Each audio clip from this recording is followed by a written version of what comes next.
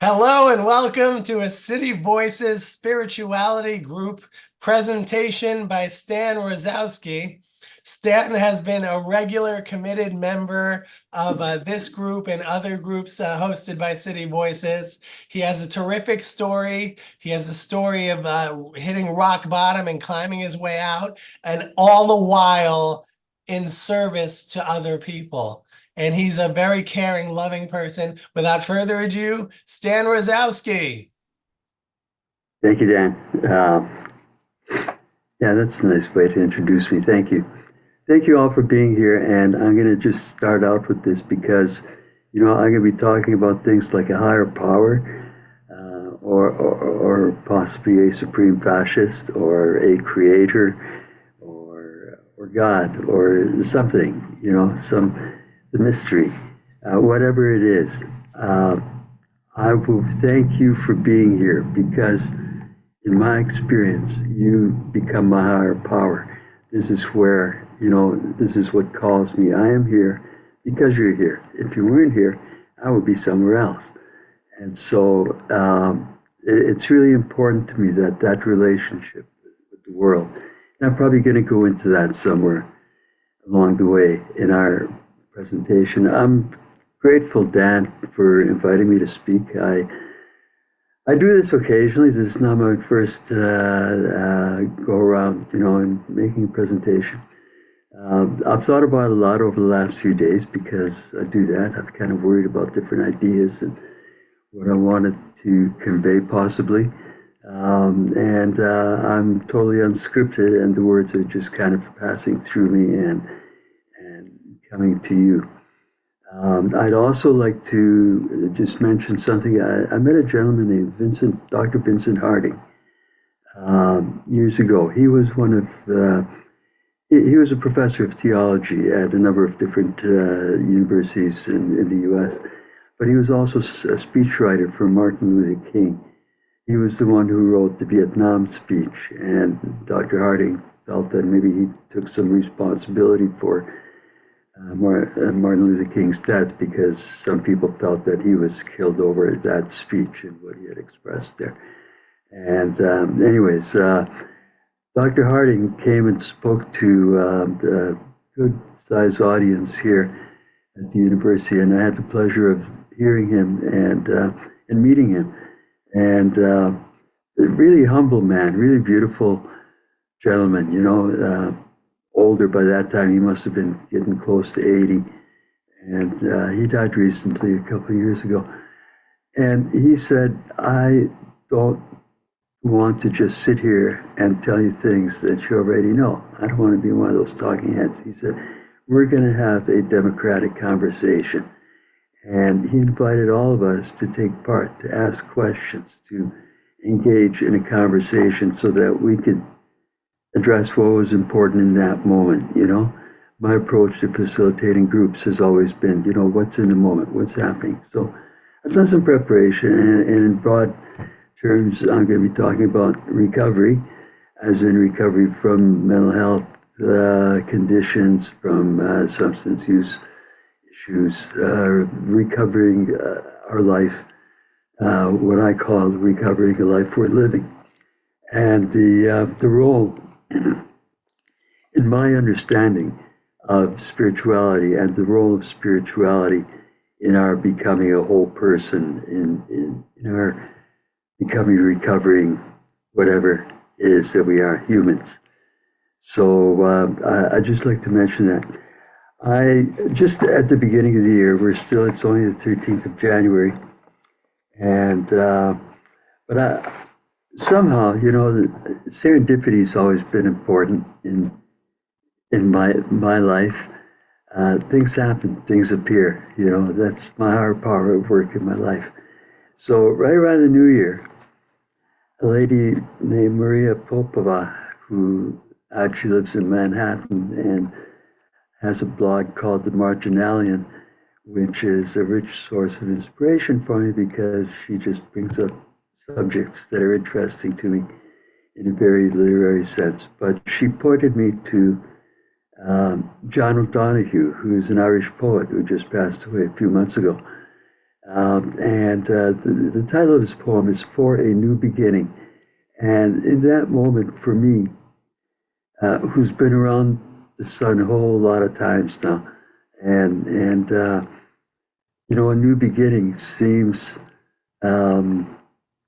really, but it gave me hope for the coming year and for a future in a life which has somehow become very, very, it seems stagnant, not going anywhere. So I'd like to share this poem with you. It's not long, it's six 4-line stanzas.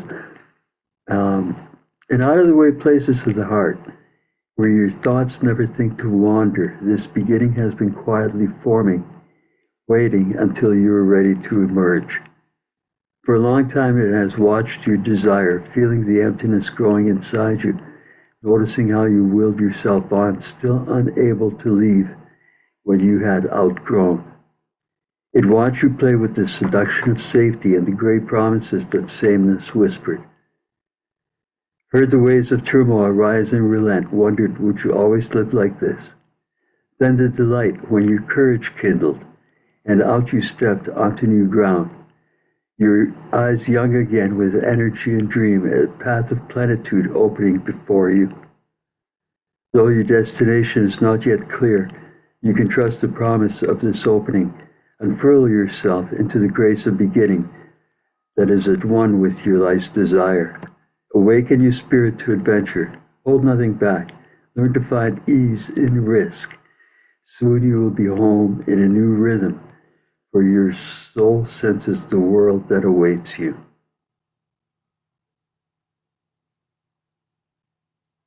Thank you for letting me share that. I hope it will resonate for each of us in different ways, but I hope it resonates and says something about where each of us is at. Every day I wake up and I express gratitude to my Creator that I'm breathing again, and I set off into what will hopefully be a new adventure. So I guess I want to tell you a few things, and we're going to be talking about recovery and spirituality. So this is my own unique experience. This is, and I might be right or it might be wrong. I'm not saying that there's any way. This is my experience, and it's unique. I found a place where I can live comfortably in my skin, where I can live more or less comfortably in the world. It's not easy these days to live comfortably in the world because of all the problems that we're surrounded with, the pain, distress, and suffering. And how can you not go a little bit crazy living in this? And yet, I wake up every morning and do the things that I need to do and find guidance from my Creator, which is here in the world with me. That's one of the things that I need to talk about, is that this is not, in my mind, this is not something that happens out there in this metaphysical, supernatural space. This happens in the world. And I'll tell you a little bit about how I came to be there. So my own personal story begins roughly 100 years ago, I guess, because it really goes back to a mom who was, she was born in Warsaw, January 2nd of 1922. Warsaw was in, Poland was in turmoil, and yet they had a society and everything else going, but Poland was just being reorganized as a nation, as an independent nation. The history is really quite interesting of what went on there. My mother was born in January 1922. Only a few years earlier, the Great Flu had gone around the world and killed, I believe, millions of people, and devastated the economy and done everything that the pandemic did to us. And in 22, people were still getting sick, just like now COVID remains among us. So the flu, and kind of have this idea that my grandmother probably had the flu while she was carrying my mother. Now, many years later, I am getting a little bit dry.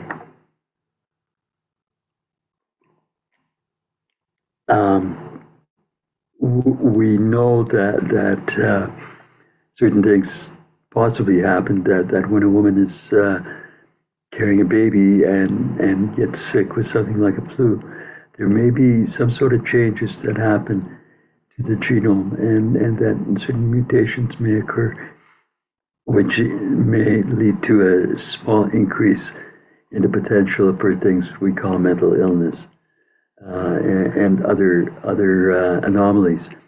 And so I think maybe my mother had this experience uh, in utero before she even came into the world. She lived a relatively happy existence, I think. Her family was middle upper class, and they lived well. And then the Second World War came along, and she lost her dad immediately because he was executed by the SS, and she subsequently became a resistance fighter in the canals of Warsaw. I think about that sometimes these days when they talk about the tunnels in another part of the world. You know, the people went underground and fought how they could, and my mother fought, resisted, was captured, became POW, was eventually repatriated, was liberated, and came to England where she met my father and where I was born. She and my father lost their homeland, lost a lot of their culture, although we ended up moving from England to Chicago. That's where I grew up, and that's where my formative experiences took place. And not all of them were very pleasant because I was a foreigner. I was an alien. I was a little kid who didn't know how to play baseball. I was a whole lot of stuff. The accent, by the way, is Chicago Polish. I only hear it when I'm talking with my brother, but I'm aware that there is an accent, and that's what it is, Chicago Polish. So, so my mother, like so many people in the world, both my parents had their lives disrupted and torn away, and came to America with very little. My brother and me, with dreams of prosperity, of a good life, which never really occurred.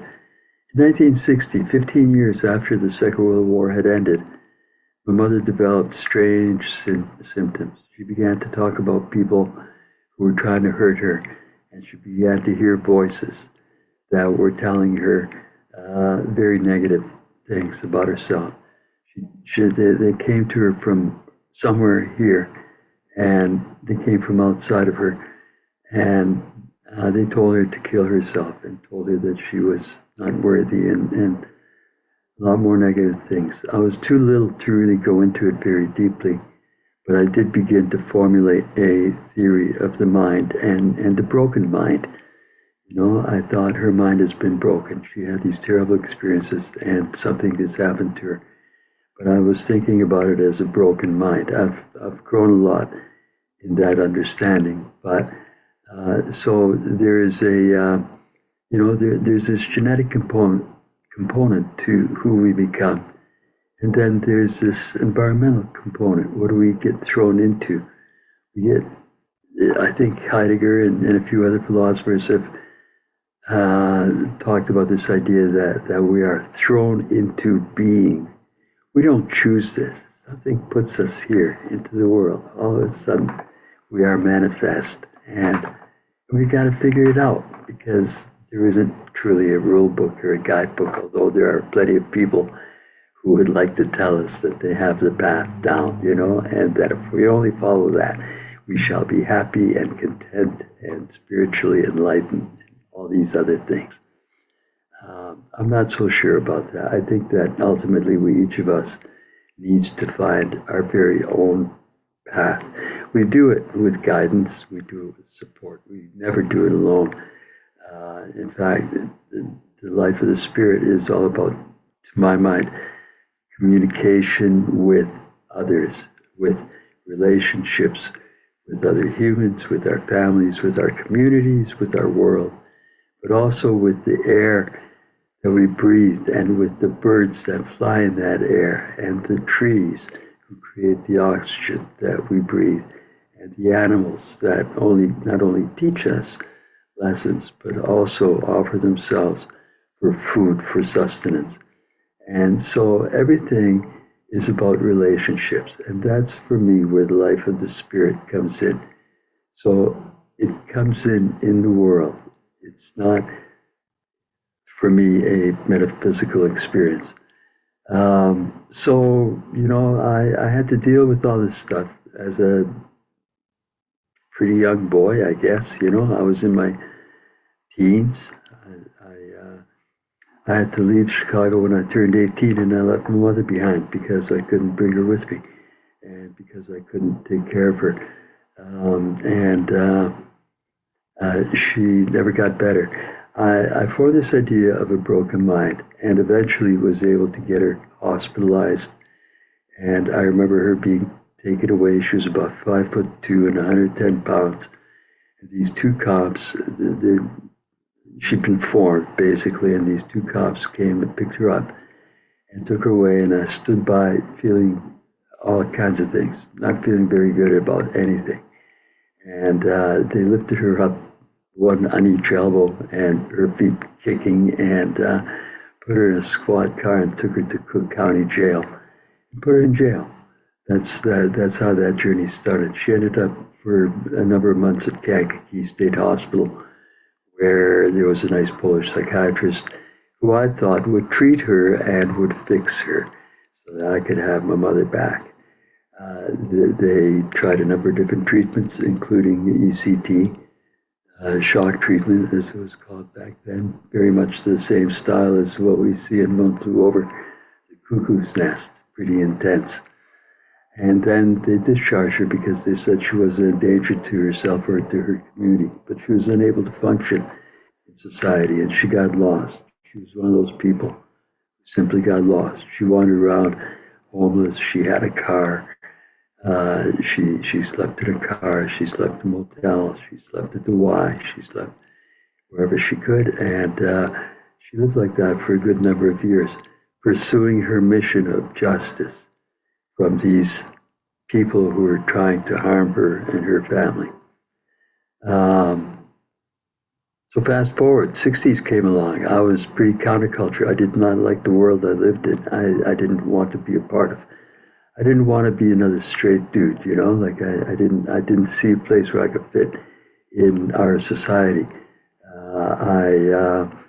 So I kind of joined the counterculture and did a lot of hallucinogenics and wandered around and had experiences, and I think it was both a great time and a really hard time, but the freedom of having nothing but the knapsack on my back and a few possessions, I don't remember what book I carried anymore, but there would have been a book and underwear, not much, but there was freedom in that, freedom from possession, and there was joy in that too, standing alone on a highway somewhere in the Rockies, just being overwhelmed by everything and at the same time and fearless, moving forward. Jack Kerouac wrote, nothing behind me, everything ahead, as is ever so on the road. And that was, I think, a beautiful experience. But anyways, I did become addicted. I found that I wasn't all powerful, and I became addicted to methamphetamine as an 18-year-old kid. And again, the spirit, the power. One day, as I was sitting there getting ready to fix all by myself, a young woman named Laura walked into my room. We were friends. I was 19 and she was 15. And we were friends. We talked about philosophy and art and cosmology and a lot of philosophy, you know, like teenagers do sometimes, you know, and so we were really good friends, and I really loved her. And she looked at me sitting there getting ready to hit up, and she said, "If you do that, I'm going to walk out, and I'm not going to see you anymore." And when I said, "Why would you do that?" she said, "Because I can't be your friend and watch you die." Um, she couldn't leave it, you know, she couldn't deal with it, so she would walk away. And in that moment, you know, that connection, I can't be your friend and watch you die, that was all I needed to put that needle down and to put it away. And I always like to mention that because we never know when a statement, when something that we say is going to make a difference in another person's life. I'll come back to this a little bit later, but we never know. So I put that hit down, and basically I continued doing hallucinogenics until '74 when I did my last acid trip. And by this time I was living in Toronto, Canada, and in '73 I moved to Winnipeg in Canada, which is in the heart of the country. It's very cold here right now, and we just got a big dump of snow. So we're having a classical sort of winter right now, and I'm hibernating a lot. So, so here we are. So years went by, and I, you know, I never quite fit. There was always a part of my sense of being in the world was being in conflict. The world was somehow hostile. It wasn't a place for me. I had to make that place. I had to fight for it. I had to do things I didn't always really want to do. It was very hard to fit. Uh, Canada was a little bit more accepting. In the U.S., I had been an alien, even though I was a resident alien and I had a green card and I was legitimate. I was still an alien. I was an other. Where all my classmates could become president, I couldn't. I was different, and I always felt that isolation and that alienation, which I think is once again, you know, really key to growing up healthy and well is a feeling of belonging, of being a part of something greater. But I didn't have that experience for many, many years. In fact, for me, it took to become addicted in another way, you know, as a drug-taking, counterculture, whatever, you know, kind of hippie dude. I always thought I was too cool for alcohol. I've never been very interested in alcohol, but I had a number of things happen. I started a photography business, and I shared a studio space with a number of other creative folks, and it was the later '70s, 1977, and we all, at the end of the day, so some of the guys were a little bit older and mentors, people I looked to, because that's where we learn, you know, it's from those people around us who we would like to emulate. Anyways, my friend and partner, Ron, liked his scotch, and at the end of the day, we would often sit down and have drinks in somebody's office, have a shot of scotch, wind down the day. Everybody would go home. And out of this grew an addiction for me to alcohol. I drank more and more every occasion that I could. And until I was drinking, one day I couldn't get up in the morning and go to work without having a drink. And I remember thinking, you know, in that moment, it was so many years ago, now you're really an addict, you're an alcoholic. This is, you know, when you start drinking in the morning because you're too sick to go to work, that means you're an alcoholic. But I had that drink and I kept on going until I lost pretty much everything. And that was when I really had my first spiritual experience and sort of awakening to the idea that there was something greater than myself. You know, it took that.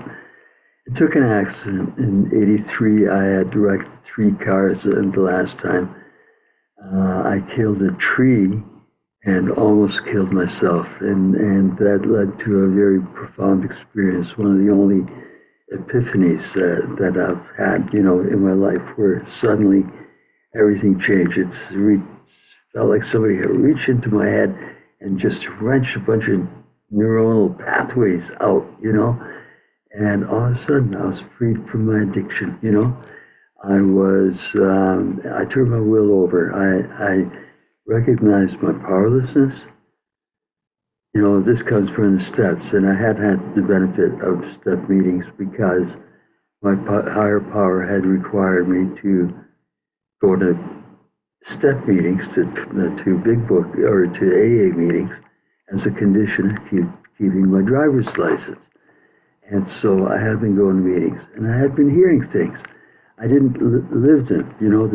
There's a big difference between knowing and hearing, hearing the words and living them, breathing them, somehow working them into our experience. And in that moment, the first three steps became really clear. I truly was powerless. I was, it was nothing. I had tried everything and I couldn't do anything. And I was utterly powerless. All control over my life in that moment was taken away. And my life was clearly unmanageable. I was going to be arrested and all these other things. And I remember lying on the gurney, and there was this miraculous feel to this thing, and that was somehow important too, because it made it more of a spiritual or a psychic experience. It had been very hot, and it had been very hot for many weeks. It was August 20th of 1983, and the temperature was probably 90 something. And as they had pulled me out of the car and put me on a gurney, and I'm laying there looking up at the sky, and the temperature dropped about 10 degrees, and this drizzle began to fall, and this drought we've been having broke. And I stood, it was 40 years ago. I still remember this, that feeling of powerlessness, looking at the crowd that was gathered up around the accident site. I had this notion that maybe somebody out there would help me. I suddenly realized that I wasn't alone. I had felt so alone and so hopeless. And yet, looking out at this crowd of people, I thought, maybe somebody out there will help me. Just that little essence of hope that came in. And then I looked up at the cops who were standing beside the gurney in my line of sight. And I thought to myself, I guess today you guys are going to be my higher power. And I turned my will over to this. I said, I'm going to do what I'm told to. And I'm going to follow through with whatever I have to and work my way through this. And I thought, I have no idea how this is going to happen. And I also realized something that sticks with me, and that something that I want to share, because I think it's really important in this time of experts and people knowing, the answer. I have no idea what I need to do next, and I'm going to have to figure it out moment by moment, bit by bit, as I move forward. I have to be patient, but I have to figure it out as I go. There isn't an answer per se. I knew I'd have to go through the justice system. I knew I would have to deal with my creditors. I knew I would have to attempt to repair relationships. I knew some rudiments of what I needed to do moving forward, but I really didn't know what I needed to do, and I had to open myself up to what the world would bring to me. I had to step in the world, open my eyes, and make myself open to what the world had to offer me in order for me to move forward. And that became a very profound experience, and it probably happened in a matter of minutes in actual time. I went back into my group. I became, pretty involved with AA and 12-step work. And in fact, I became one of those people that, wanted to preach to everybody, and because I found something that worked, and I wanted to share this with everybody. As a lot of us do, we're driven to share our good news with others. So, in fairness, this is just a little bit brief aside. I did. This was a very profound experience, and that's for me the beginning of my recovery, and also the beginning of a glimmer of a spiritual life, which I came to understand was a key component of my recovery. This notion of the spirit, the world of the spirit, of a life in the spirit in some way.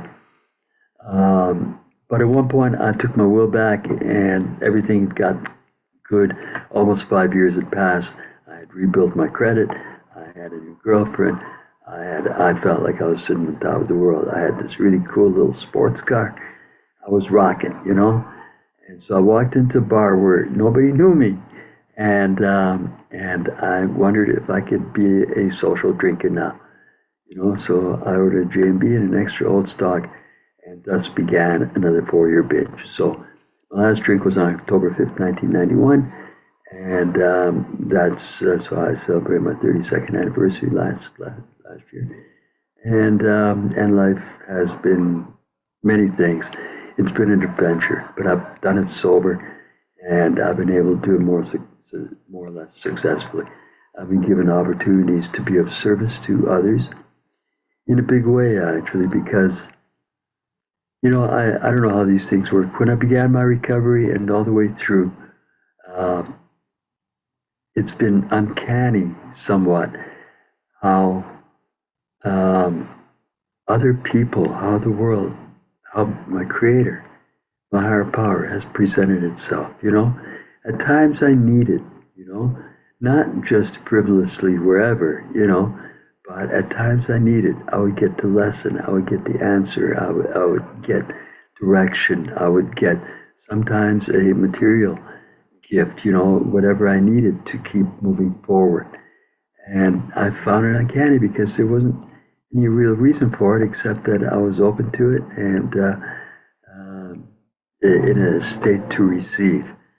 I think that's one of the things that the steps of AA, there's many other processes for this, but those first 3 steps in the AA book are about opening ourselves to new experience, of opening us to the idea that we really don't know, it, of emptying ourselves of things that might not be working in order to make room for new ideas, for new thoughts, for new beliefs, which are always malleable, which are always changing, you know.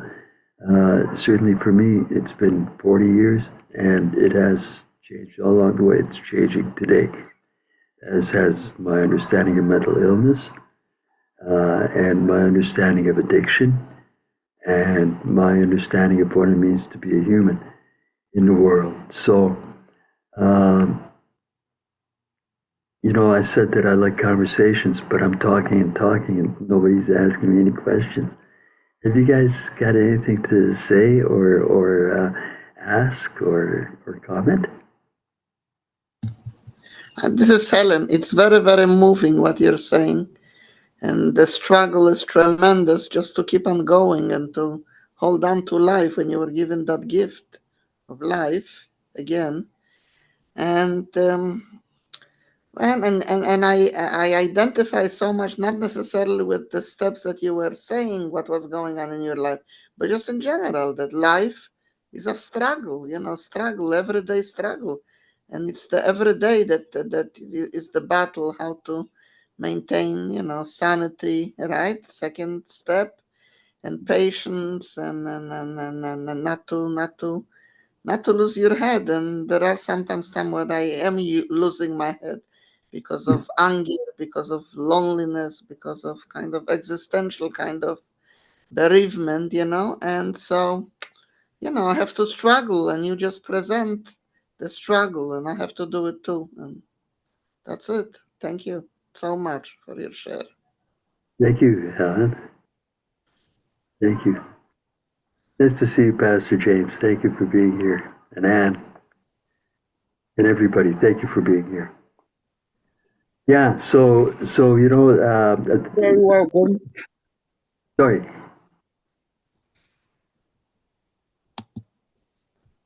Okay. Uh, Thanks, Alan. Yeah, it's a struggle, and yet it's an adventure, and there's joy in it, and there's growth. You know, that we keep even in old age, I'm starting to figure out what old age looks like. I'm going to be 74 next Saturday. And I guess by some standards, that makes me an old man. You look Um, much happier. I don't know if that makes you happier, but you do. So that's great. I guess maybe your spiritual work, physical work on yourself and life, and kind of makes you feel like you look you look much younger. I Really. credit my appearance. I'm old and I feel it. You know, my bones hurt. I live with chronic pain and I live with the fatigue that's not familiar yet, you know, but it's become a part of my life. And those are new struggles, you know, that I have to learn to overcome and to be here, you know, in the moment, in spite of these things. But I want something. Not that you need another program. You have your own program. But I also belong to Chronic Pain Anonymous, which is kind of relatively new 12-step program. And it deals with chronic pain and disability. And the disability encompasses mental health issues, depression, etc.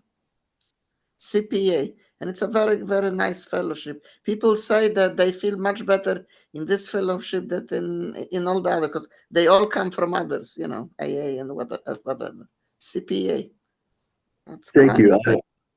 Yeah. Thank you. I will look into that. You know, groups and being with other people who share our experience is, again, key part of spirituality as I'm concerned. You know, it's about that connection, it's about relationship and people who share experience. I belong to a caregiver support group because I've been a caregiver for many years. I got sober in 91 and 96 in March, so it's going to be 28 years coming. My wife went face down in her blueberry pie. We were out celebrating a friend's 50th birthday, and and my wife went face down in blueberry pie. She'd had an aneurysm blowout in her lower brain, and she barely survived, but she survived with a lot of disabilities, and came home 9 months later, and with mobility and other issues, motor, she had to relearn every bit of motor function, and she had to reconnect her brain to her body in a sense. The stroke had occurred in her thalamus, which is really sort of a relay center between the cortex and the motor neurons. And so, yeah, so she had to reconnect everything. And it wasn't easy, and it wasn't what it had been. So she's lived with a variety of disabilities, got better and better with a lot of support from me. So I've been a caregiver since that time. So I find that you know, having those supports in whatever areas, you know, I also belong to the peace movement because those are also like-minded people. And we share a Yeah. goal, you know, for peace. You know, war causes mental illness. I blame the war, the Second World War, whatever experiences my mother eventually had. It was the trauma, the loss, and the bereavement, and you know that she experienced. So, anyways, yes, but I'm going to look for chronic pain because it is hard to live with, and it becomes a disability because it restricts my ability to function in certain ways. And yet I'm involved here with the disability movement. And I know this young woman, she's passed away now, but she made a film about her life. The only movement that she had was with her thumb to be able to move a joystick. She would go through downtown here, almost prone on her wheelchair, but she could navigate herself around the world. And yet she was totally locked into her body except for this little bit of movement that she could get. And yet, with the help of others around her. Anyways, yeah, Helen, you had mentioned something about this. Something as Stephen Hawking, something that you're describing, you know, that scientist in England. I think he lived a pretty long life. Stephen Hawks, something. Hawking, yeah, Stephen Hawking, yeah.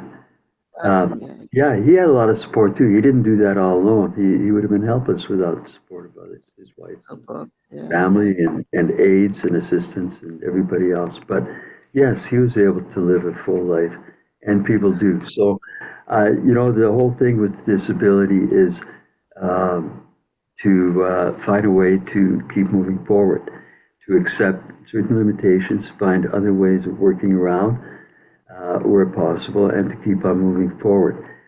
Once again, everyone has the right, I believe, by virtue of our being born, to a life worth living, and whatever that means for you, for the individual. So I became a caregiver, and I didn't, that has been an important part of my spiritual journey as well, because that put me in a place. I learned early on that in order for me to stay sober, to stay well, to find purpose and meaning, I needed to be useful to others. I needed to find ways where I could be of service, not about gaining things for myself, but about being useful to others. That became my morning prayer, Creator, give me a place to be useful, And it found me, oddly enough, in 2008, I began to part-time, well, I'd been part-timing my photography career for years because of my wife's needs. And so, but in 2008, I got my first job as a mental health worker. And every 3 years, it seems, I was offered a new position where I could learn new things and be useful in new ways, That ended only with the pandemic. I was working up here at the prison, working with men coming out of prison and helping them to help bridge, the transition into the community. And that was good work, and which has seen some success. And anyways, all these experiences have been given to me. I never really set out looking for a job. I was invited to apply for these things. I don't know how these things happen, but I learned to turn my will over to my Creator in order to incorporate these things. Now, while I have a chance, I looked at a lot of different, spirituality means a lot of different things to a lot of different people, but I feel, and somebody named Dr. Maya Spencer put this down, I think, better. She writes, spirituality involves the recognition of a feeling or sense or belief that there is something greater than myself, something more to being human than sensory experience, and the greater whole of which we are part is cosmic or divine in nature. It means knowing that our lives have significance in a context beyond a mundane everyday existence at the level of biological needs that drive selfishness and aggression.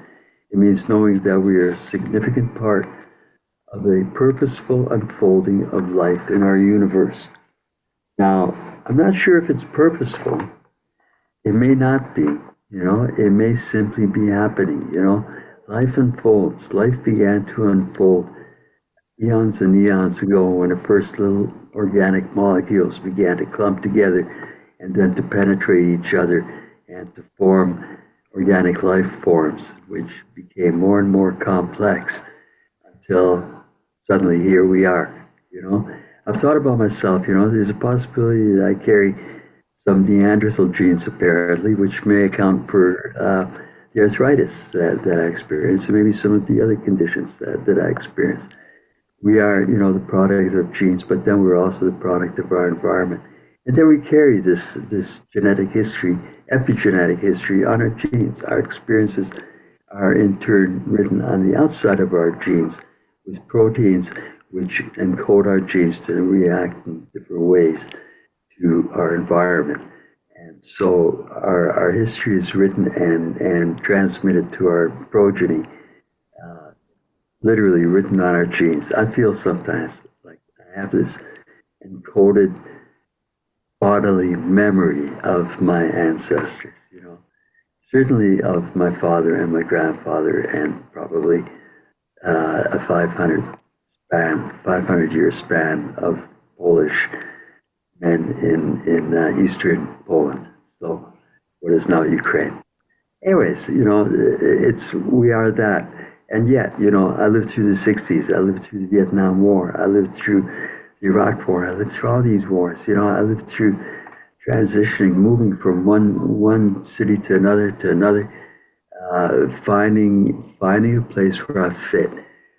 So in Winnipeg, I began to meet Indigenous people. You know, when I moved to Winnipeg, about one-sixth of our population is First Nations. We're a very large Indigenous center in Canada. Per capita, I think we may have the most Indigenous people. And very early after moving here, I met these four amazing women. And in a time when there was a lot of prejudice and a lot of huge barrier between white people and Indigenous people, these four women made me friends and made me relations, took me into their lives without any prejudice, without any, caring what color my skin was. They simply brought me into their lives. They brought me to their homes, they fed me, they shared their families with me, and they began to teach me things I didn't know at that time. I just thought that they're really cool people who were living well. They were all sober. They were all doing positive things in the community. And they were leaders, and they were just beautiful women. We've needed the women, we've needed the mothers, the grandmothers. Here in this community, it's the grandmothers that have carried the culture and the values of the First People. And I think this is true to this day. We've learned here that by replacing the security guards in our inner city clinics with grandmothers, that we greatly increase the security in those waiting rooms. They're just so much better at dealing with these things. So And when you're saying others are the security guards, they are the security guards in prison? Where are they? Or hospitals? Where are those security guards? well, in our inner city, there are violent incidents in places like the welfare office and the inner city clinics where people go regularly for a whole variety of different reasons, and people act out and sometimes behave violently.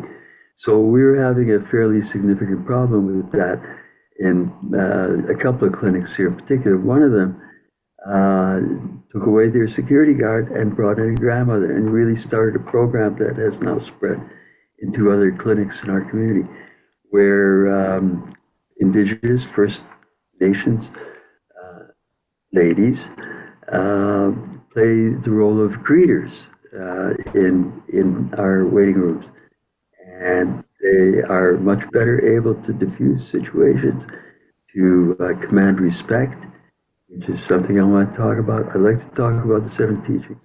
These four women introduced me to a world that was not familiar to me. I had read. They're getting paid for it. They should be getting paid for it. They are paid for it. They've created positions for them, and they are paid for it, and they're respected, and they're valued. They're incorporated into the structure. We have a lot of good work that's being done here, and a lot of boundaries have been bridged between the white and the Indigenous communities. We have a long ways to go, but so what these people taught me, my four friends, and then people who I've met since, elders, and once again, they sort of appeared in my life as I needed them, and they shared the teachings with me, and these are also part of what inform my spirituality today, and give me guidance in how to live in the world. One of them taught me that to know who I am and where I fit is the spiritual quest that we're all on. And I've also learned that that answer changes every day, that I have to figure it out as I go. I've come to think of life in terms of the wheel. Many traditional cultures use the medicine wheel as a teaching tool. And so it divides, for instance, the nature of the human, into mind, spirit, emotion, and body. Mind, body, spirit, and emotion. And I've learned that addressing any one of these, if we are sick, if we are struggling, our wheel goes out of balance. And what I've learned is that we can take any one of those areas and gather strength or use it to recover our balance. So in the process of recovery, I've seen people use every one of those quadrants, but the most immediately accessible seems to be the spirit, the realm of the spirit, both because it seems that most of us are born with a longing for this spirit, for this sense of oneness and something greater and some sort of purpose and meaning beyond the latest iPhone or the latest, whatever. And well, I think that we're born with this, and it doesn't cost anything. A gym membership costs, a course costs, but spirituality begins wherever we are. We can find it in the world. And that's one of the things that the medicine wheel and the teachings that I have learned have shown me is that the spirit manifests itself here in the world. It's manifest. I've only got these five senses, plus a couple of others, interoception and proprioception and some others that we rarely think about, but which are also senses. But this mystery, this creator, is going to make itself manifest to me here in the world. And so when I began my journey, this is what happened. People would show up. I don't really know how or why. That remains a mystery, and that's okay. I'm very rational. I describe myself as an atheist, and yet there's this mystery of something. Life began with those complex organic molecules, which became more and more complex, and they have unfolded into each of us. And yet each of us goes through that same process. We begin with one egg and one sperm, and they penetrate. One penetrates the other and joins, and begins this complexification. And suddenly here we are, and we keep doing it in our lives. We are replacing the cells in our body. We are constantly being thrown into being in new ways. We are becoming something new. A paradox, a thought experiment. There was a Greek admiral named Theseus who had a ship, and he was killed in battle, and they built a shrine to him, and they took his ship and they put it in the shrine, and people would come and walk on it, and eventually the boards on the ship began to wear out, and they began to replace the boards, and eventually every board on that ship had been replaced with a new board. And so the question then becomes, is this still the ship of Theseus, or is this a new ship? Do we still revere this ship, or has it changed? But the same question applies to us. Every 7 years, basically, every molecule, every cell in our body has renewed itself, has replaced itself, So we are always becoming new, and this is essential to this. We keep moving around this circle. The circle is really important, I think, and there is an important teaching in that. It's equal all the way around. We're always equal in a circle, but there is also movement, and that seems to me to define our lives and everything in the world. We move in a circle around the sun. We move in a circle around the earth. Circles are important. Birds build their nests in circles, and circles are everywhere. They're key. Indigenous people built their homes in circles, and they built those circles in a circle around a central point. And so the circle becomes really key to how we see the world. How we see the world, too, also, our society has disconnected us. The Enlightenment, modern philosophy, the epistemology, our understanding of the world, the way it has evolved in the last 500 years has, at least in Western or Occidental thought, has separated us from our world. There's me, this thing, inside this bag of skin, and then there's that whole world out there. And recovery is what taught me otherwise, that taught me that I live in relation. If you're not here to see me, am I here? It's that thing. I live in relation to the others. I like the African concept of Ubuntu, of belonging to something and being something. When a person asks about you, they're not just talking about you, but they're talking about your family, your community, your friends. And when you identify yourself, you're not just this person in this bag of skin with this list of degrees and CVs and all this other stuff, but you are a person with a. Thank you, Shanti, for being here. And Shanti, I want to get in touch with you yet, so forgive me for my delaying, but I will be in touch. Oh, that's okay. It's just been really wonderful to hear you again and hear more of your stories, Jan. I do really enjoy this. Yeah. Thank you But very I much. do have to run. Thanks so much, everyone. Bye-bye. So, Thank you, Stan. oh man, I could keep going, but it's funny, I didn't have a script. I didn't know where I was going to go with this, but it has come on. I hope there's been something useful. I would like to, before I go, mention what's important to me that I have learned. And again, I need you to know this is my experience. I'm not saying that anybody else should do this. It is also my experience, but it is not my culture. I come from a Polish Roman Catholic background. I had 12 years of Catholic upbringing in the U.S., so you have an idea of what that might mean. We had a great football team in high school, but I moved on from that.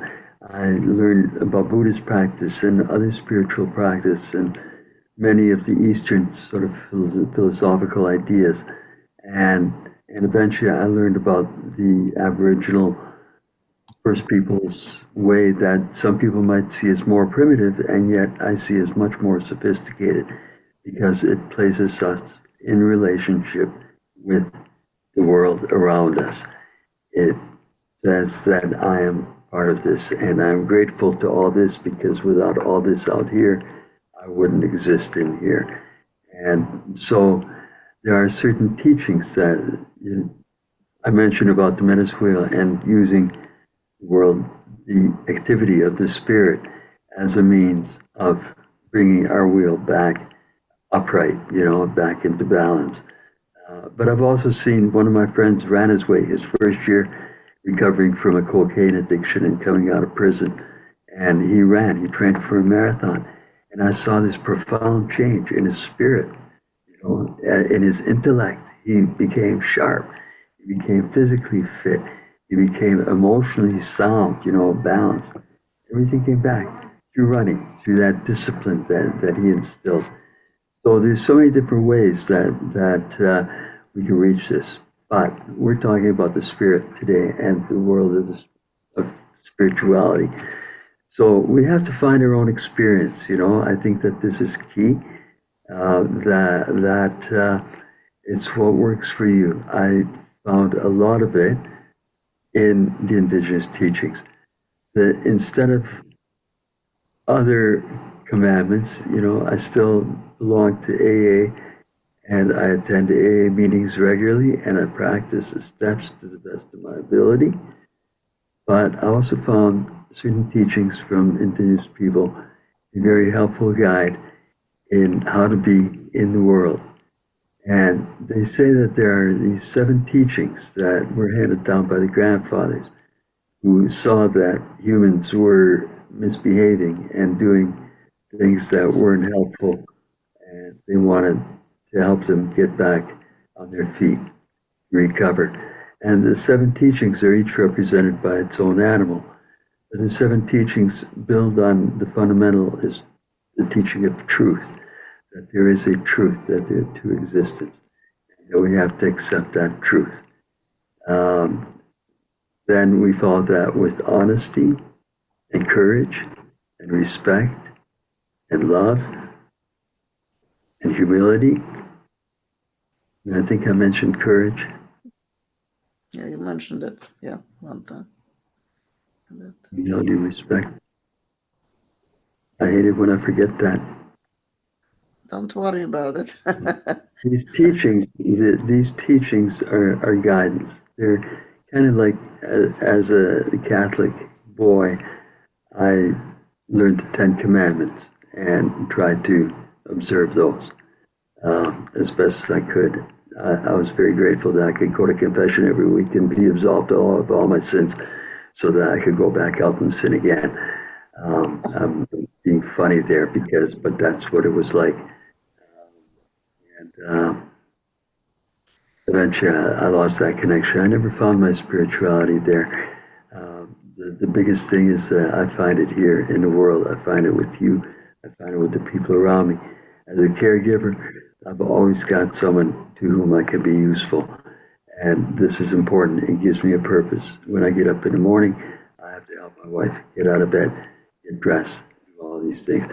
I have a very little bit of home care, and they are very helpful, but I'm responsible for her all the time. I facilitate a support group every Wednesday. We call it the Whole Action Recovery Peer Support Project.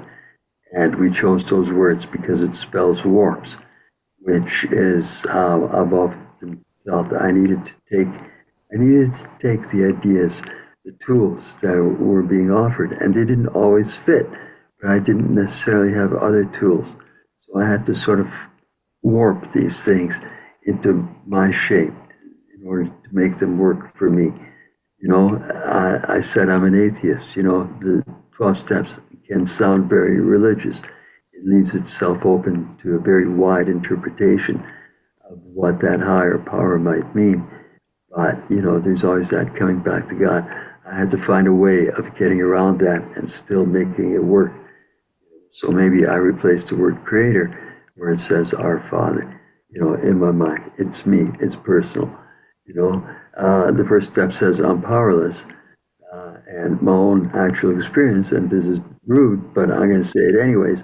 What went through my mind in that moment was, I'm fucked. That's it. That was my first step.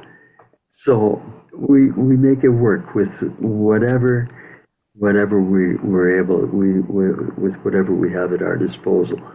We are only presented with so many options, and we have to work with what we've got if we want to live.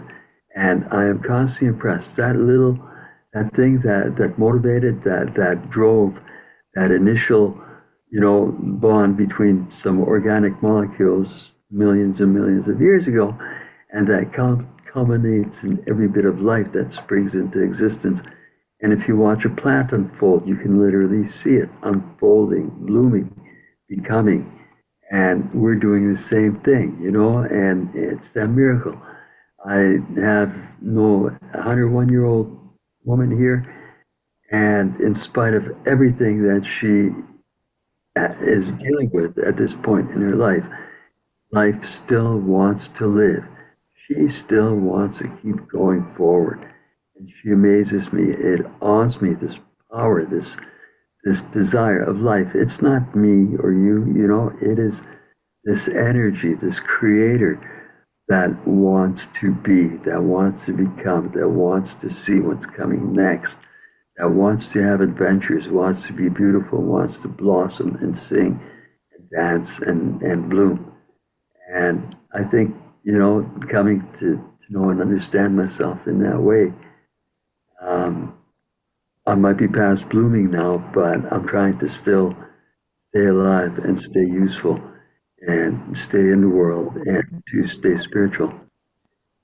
So thank you. I'd like some comments. Thank you so much for your talk. It's very, very meaningful. You're terrific. I think you should be on all the different programs that exist.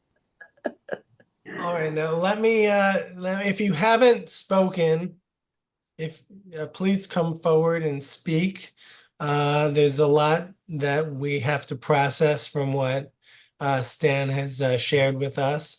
If you have spoken, please take a step back and do more listening. So, okay, go ahead, April. Unmute, yes. Hi. Yes, I just wanted to say, thank you for inviting me to this and hearing you speak about the this 90-year-old woman and wanting to blossom and still stay in this world was very helpful for me to hear, because I struggle with, not feeling that way lately a lot. So thank you for saying that.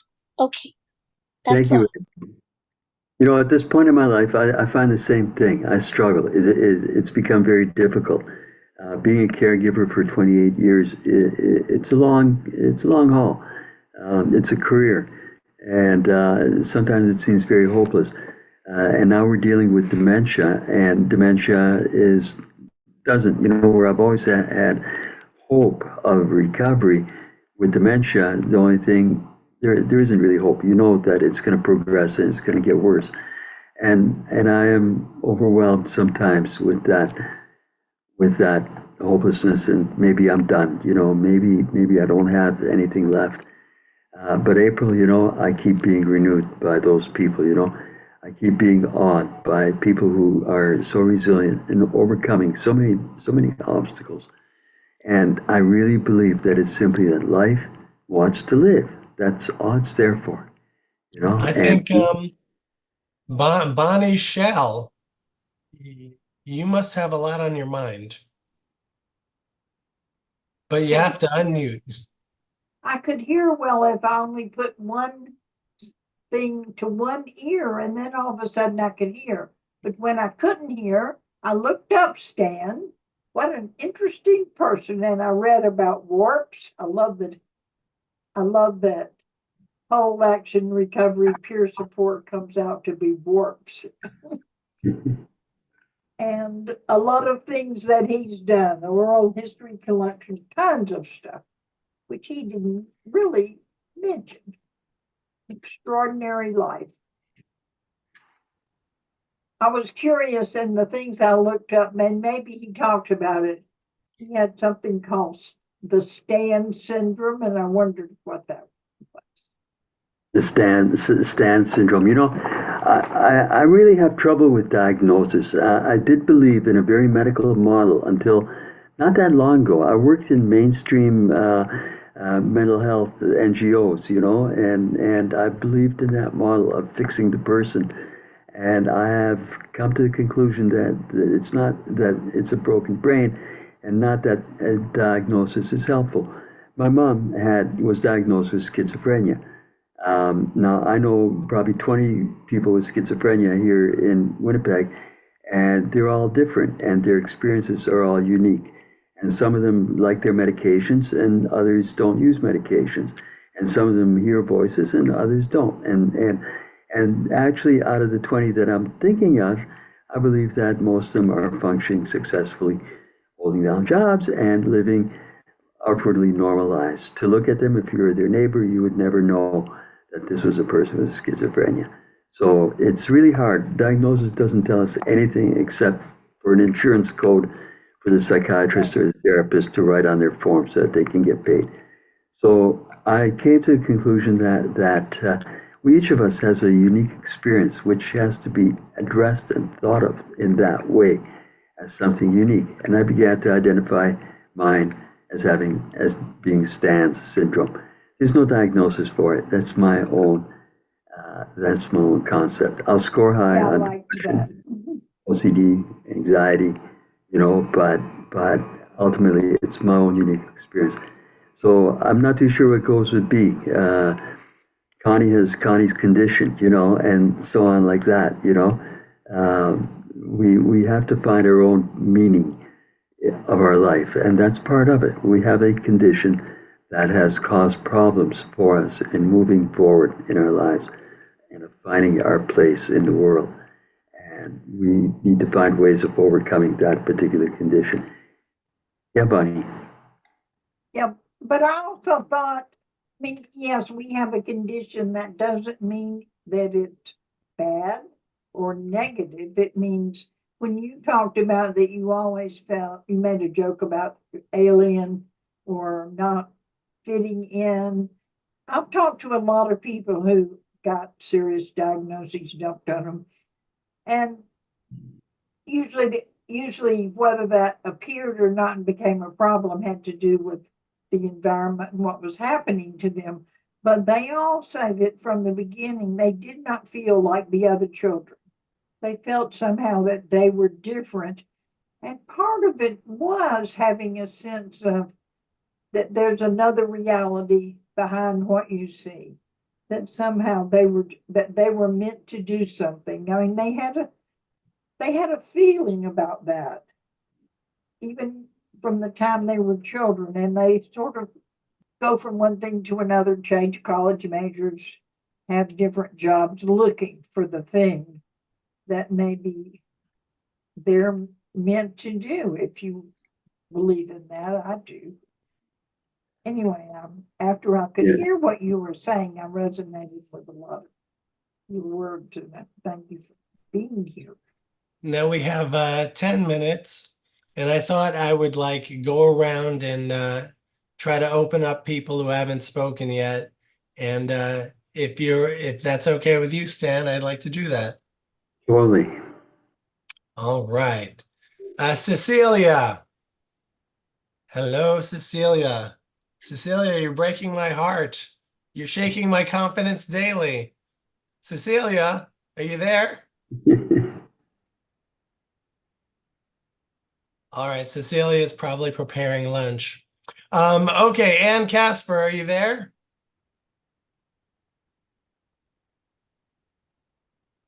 Unmute, unmute. All right, Ann Casper is probably having a foot massage. Jenny Schneider, hello. I was just wondering, do you think spirituality is integral to finding a place in the world and healing your mental health? That's for you, Stan. Yes, I do believe that spiritually, that recognition that the spirit is an essential part of the human experience. Spirit comes to us from way back in philosophy and in history, and Latins refer to, or Romans refer to spiritus. The Greeks had pneuma, which was the soul, or the psyche. Somehow all these things get conflated. We have always referenced something that is not necessarily material, but an essence of living that brings meaning and purpose and connection to the human experience. So yes, I firmly believe that we have to. It's useful, everybody's different, so I can't speak for anybody. For me, living a spiritual life, living with a sense of connection and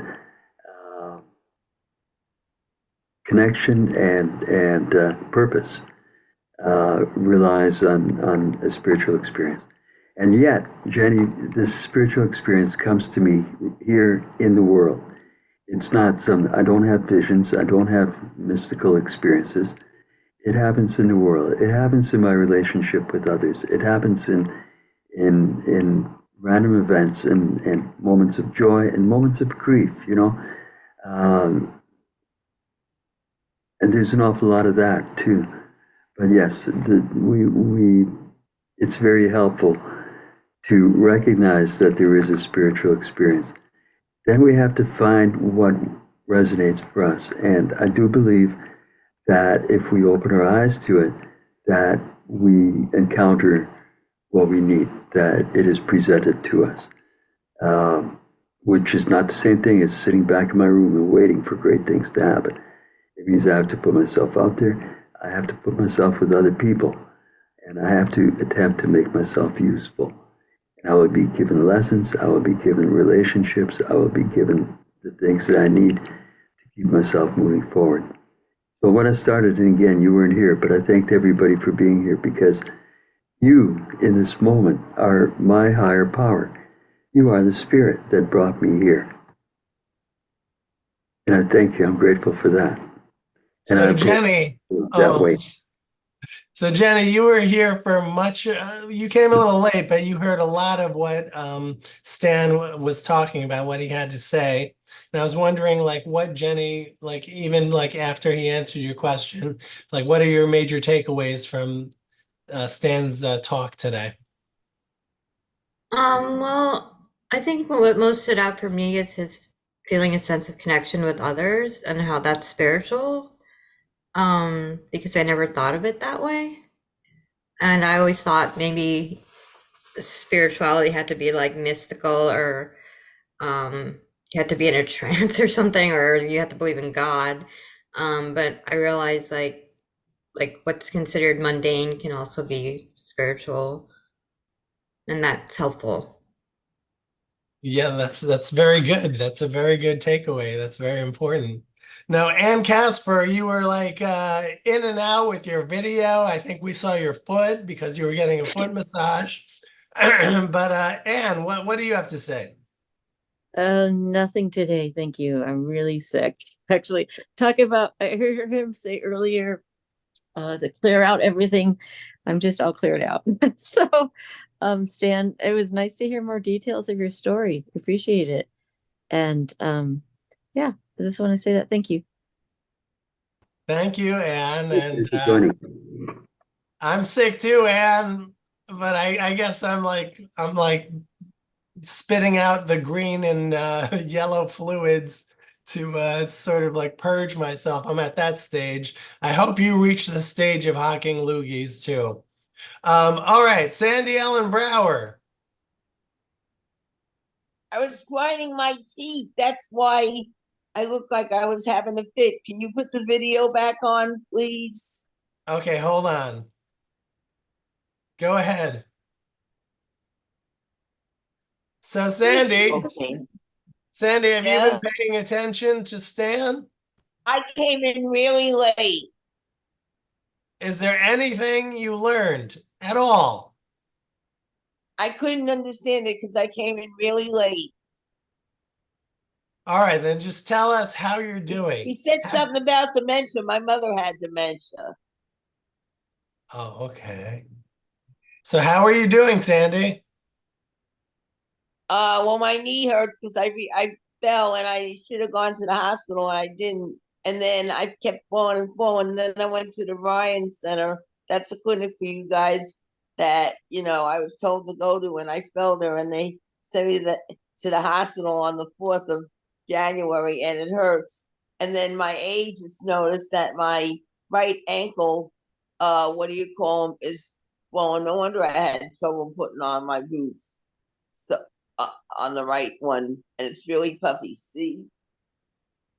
Oh, happy belated birthday! I sent you something on Messenger. Yes, I And got thank it. you for Thank my you. card Well, and we my hope we wishes. hope you heal, Sandy. We hope you heal. Your ankle heals. Everything heals. We don't want anyone to be in pain. Okay. April, can we get you back here, April? I'm here. So April, you heard a lot of what Stan was saying. Like, what are your major takeaways from Stan's talk?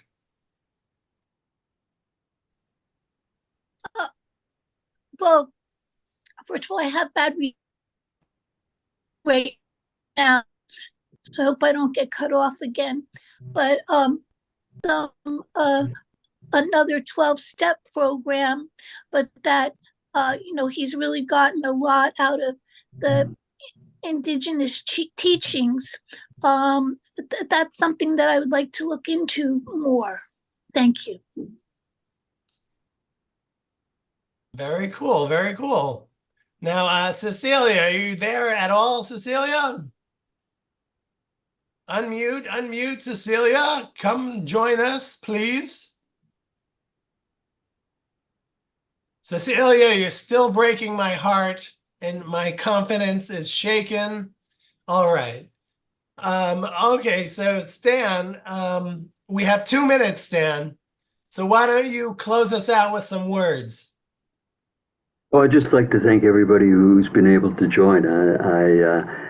I'm not too sure why I appreciate being able to share my story or my thoughts. It's really important that people recognize that this is just one experience. You know, it may be useful. There might be some useful ideas that you can take away, but and it might be some validation for what I think. But it's become very important. The grandmother's, oh great, grandmother's in the waiting room.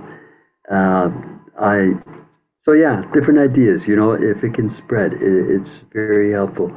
But I have learned, and this came to me through Gregory Bateson, who you guys can look up, but he was a great thinker. He was at one time married to Margaret Mead, and he wrote a book which has been integral to my thinking also, Steps to an Ecology of Mind.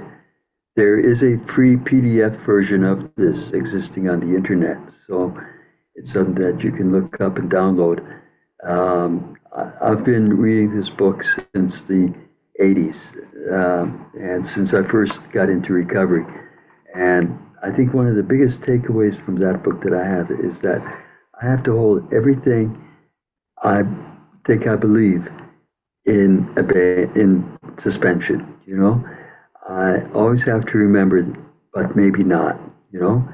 So I hope that you can all sort of take that away, you know, that we can declare certain things, but then maybe not.